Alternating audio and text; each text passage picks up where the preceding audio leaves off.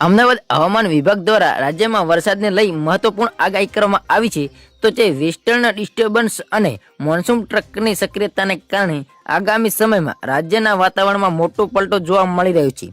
જોકે હવામાન વિભાગના ડાયરેક્ટર AK દાસના જણાવ્યા અનુસાર આજે કચ્છ, દ્વારકા, પોરબંદર અને પાટણ સિવાયના સમગ્ર રાજ્યમાં વરસાદી માહોલ જામશે, જેમાં વીજળીના કડાકા ભડાકા સાથે પડવાની સંભાવના છે.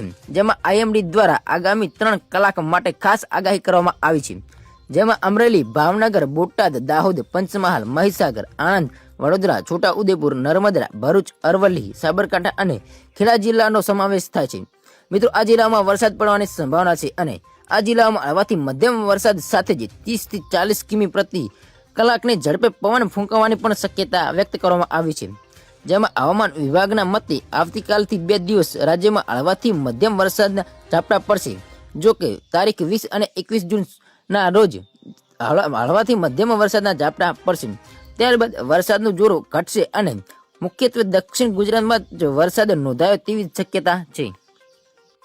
મિત્રો, હાલ કોઈ મોટી આગાહી આપવામાં આવી નહીં, પરંતુ ફક્ત મુખ્યત્વે દક્ષિણ ગુજરાતના જ ભાગોમાં વરસાદ વરસી રહ્યો છે અને તેનો નોંધપાત્ર એવી આગાહી આપવામાં આવી છે કે ત્યારબાદ ત્યાં જ થશે, પછી કોઈ બીજી આગળની આગાહી આપવામાં આવી નહીં.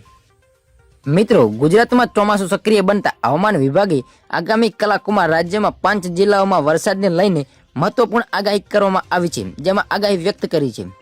તો હવામાન વિભાગના અનુસાર મુજબ આણંદ, ખેડા, વડોદરા, પંચમહાલ અને દાહોદ જિલ્લામાં છૂટાછવાયા સ્થળોએ ગાજવીજ સાથે વરસાદ પડવાની સંભાવના છે, જેમાં કેટલાક વિસ્તારોમાં ભારે વરસાદ પણ નોંધાઈ શકે છે.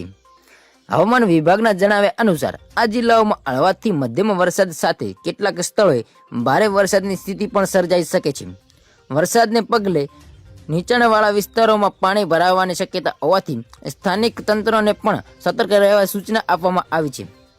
જેમાં રાજ્યના અન્ય વિસ્તારોમાં પણ વાદળછાયું વાતાવરણ જોવા મળી શકે છે. તો જ્યારે કેટલાક વિસ્તારોમાં સામાન્ય વરસાદી ઝાપટા પડવાની શક્યતા વ્યક્ત કરવામાં આવી છે, જેમાં વરસાદને કારણે ખેડૂતોમાં ખુશીનો માહોલ જોવા મળી રહ્યો છે. તો બીજી તરફ વાહન ચાલકોને સાવચેતીપૂર્વક વાહન ચલાવવાની પણ સલાહ આપવામાં આવી છે. મિત્રો, આ એક મહત્વપૂર્ણ સમાચાર સામે આવી રહ્યા છે, જેમાં વરસાદને લઈને 5 જિલ્લાઓમાં આગાહી આપવામાં આવી છે. વધારે તો ઉત્તર દક્ષિણને લઈને પણ આગાહી આપવામાં આવી છે.